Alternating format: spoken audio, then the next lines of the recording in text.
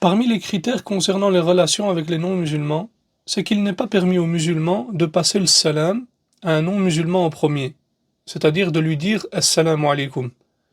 Car le salut est un honneur immense qu'il n'est pas permis d'adresser en premier aux non-musulmans.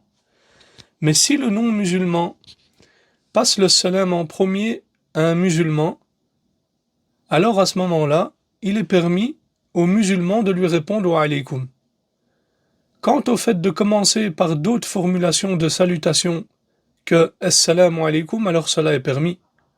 C'est-à-dire qu'il est permis aux musulmans de dire en premier à un non-musulman bonjour, bonne matinée, bonne soirée et d'autres expressions et formulations de ces salutations. Et ça, il n'y a aucun problème à cela. Surtout si l'intention est de montrer la bienveillance de l'islam et d'espérer que le non-musulman se convertisse ou embrasse l'islam.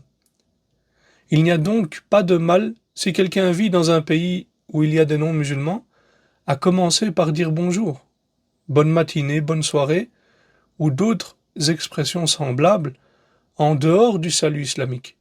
C'est-à-dire qu'on ne leur dit pas en premier Assalamu alaikum.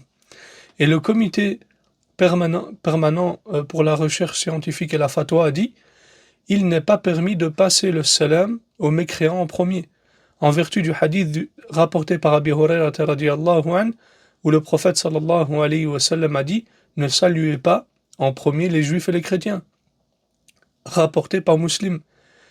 Et dans le hadith d'Anas radiyallahu anhu, il est rapporté que le prophète sallallahu alayhi wa sallam a dit si les gens du livre vous adressent le salam, dites wa alaykum, rapporté par Bukhari ou Muslim.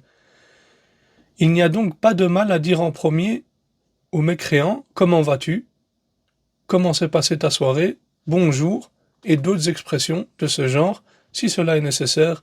Allahu a'lam.